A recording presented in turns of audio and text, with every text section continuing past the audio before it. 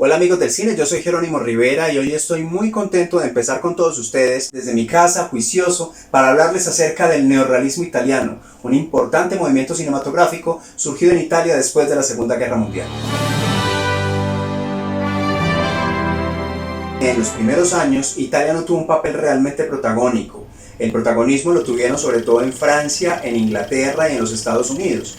Sin embargo, un movimiento político surgido en los primeros años del siglo XX empieza a tomar cada vez más fuerza y más protagonismo en Italia.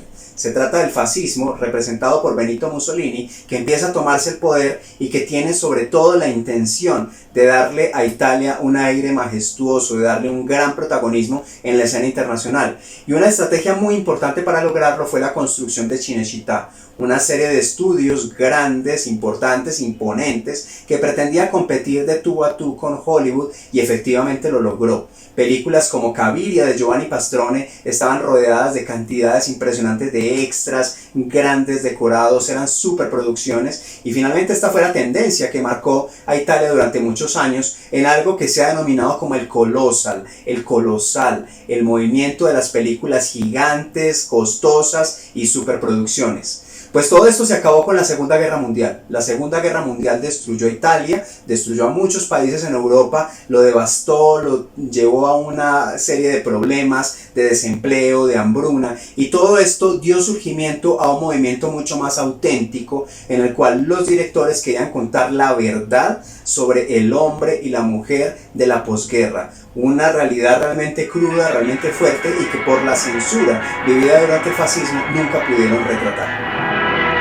Todos pensábamos que iba a terminar pronto y que luego solo la veríamos en el cine. A diferencia de las películas que se hacían en la época del fascismo, caracterizadas por estos grandes decorados, por las grandes cantidades de actores y el alto presupuesto, el neorrealismo italiano apuesta por historias que retraten el hombre común, en sus dolencias, en su hambre, en su miseria, en su falta de empleo. Historias realmente dramáticas, desgarradoras, que le recordaban a las personas esos dramas que estaban viviendo en la vida cotidiana. Y justamente por eso fueron películas que fueron rechazadas por un amplio sector del público que no quería ver sus dramas retratados en el cine, sino que quería ir al cine a escaparse de la realidad cotidiana. Se trataba de películas con una estética muy documentalista, que no utilizaban maquillaje, ni efectos visuales, ni iluminación. Los actores eran actores naturales o actores no profesionales. En ningún momento se buscaban estrellas, porque la idea era tratar de retratar lo que las personas estaban viviendo en la vida cotidiana. Y estas características lo hicieron después muy importante para cinematografías del tercer mundo, como las cinematografías latinoamericanas, y de manera muy particular en las películas colombianas podemos ver un efecto y una influencia muy fuerte de lo que fue el neorrealismo italiano. Algunos de los directores más importantes del neorrealismo italiano fueron Roberto Rossellini, Luchino Visconti y Vittorio De Sica. Y ellos retrataron en sus películas las penurias, el hambre, la miseria, el desempleo del italiano promedio, de los sectores más populares que realmente la están pasando muy mal en este momento de posguerra. Les quiero recomendar algunas películas de este movimiento para que puedan verlas. Una de ellas es Roma, Ciudad Abierta, una película maravillosa, realmente muy dura y muy cruda, que no solamente habla acerca de la miseria y del hambre que vivían los italianos durante la posguerra, sino también de todo el periodo previo, la gran represión y la falta de libertad que significó el fascismo y todo el poder que pudo tener en Europa. ¿Quién nos hará olvidar todos esos sufrimientos, esas angustias, esos miedos?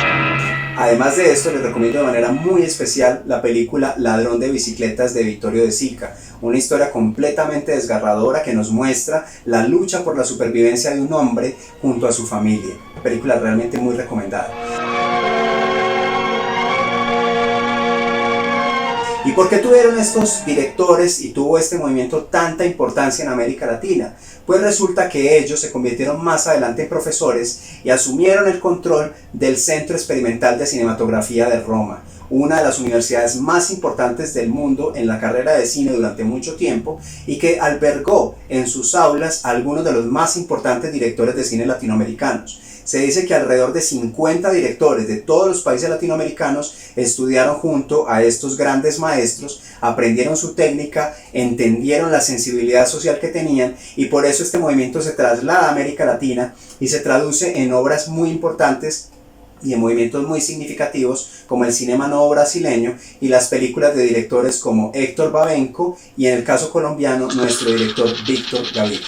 Es que me va a meter este galsosiego a esta perra, hijo de puta. Bueno, mis amigos del cine, espero que les haya gustado la información y que queden motivados a seguir conociendo acerca del neorrealismo italiano. Un movimiento que no solamente fue muy importante a nivel mundial, sino que tiene una gran incidencia en nuestro cine colombiano y nuestro cine latinoamericano.